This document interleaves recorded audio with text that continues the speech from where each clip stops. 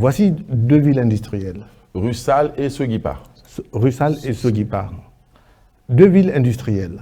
Deux villes qui étaient des fleurons de notre industrie en Guinée.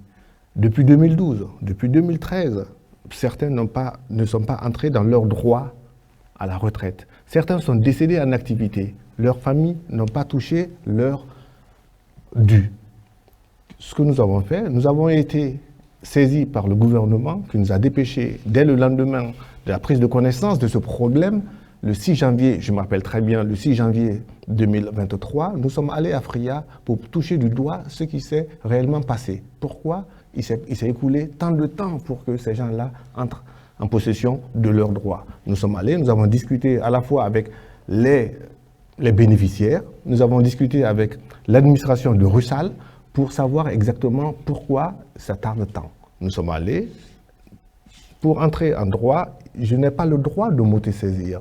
J'ai le devoir de recevoir la notification que telle personne est décédée, que telle personne est partie à la retraite, etc. etc. Nous avons réuni tous ces documents-là, bien qu'ils n'étaient pas complets. Nous sommes revenus avec plus de 500 dossiers à Conakry. Nous les avons liquidés, étudiés, et en attendant la complétude juridique, parce que non plus, il faut que nous soyons couverts, il faut que tous les décaissements soient couverts juridiquement, nous avons travaillé avec les équipes de la direction des prestations sociales, que je vois ici d'ailleurs, nous avons travaillé pour les indemniser. Qu'avons-nous fait? Nous sommes allés à Fria. Nous avons recalculé tous leurs droits historiques. Pour certains, ceux qui devaient aller à la retraite en 2012, d'autres en 2013, 2014, plus de 10 ans. Plus de 10 ans, ces gens-là ne sont pas entrés en droit. D'autres sont décédés avant même de toucher leurs droits. Nous avons catégorisé. Il y a eu plusieurs types d'indemnisation. Le premier, c'est ceux qui sont encore en vie.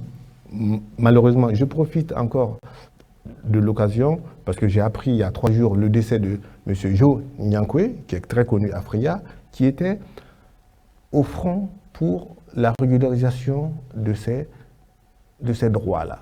Il est décédé il y a 3 jours. Heureusement qu'il est entré dans ses droits. Et puis, j'espère qu'il est parti en paix et que son âme repose en paix. En tout cas. Voilà. Donc, il y a des retraites normales, avec rappel de l'historique. Le recalcul depuis l'âge de départ à la retraite. 2012, c'est pour certains. 2013, 14, 15, 16, 17, 18, 19, etc. Certains, eux, ils ont bénéficié d'une pension de retraite. Une pension de retraite, c'est une prestation que nous versons à une personne qui a atteint l'âge de départ à la retraite et qui a toutes ses annuités de cotisation. Voilà, ça c'est très simple. Maintenant, il y a d'autres qui sont décédés en activité. Si ils décèdent en activité, ça veut dire qu'ils ont un survivant, ils ont une femme, un enfant, etc., etc.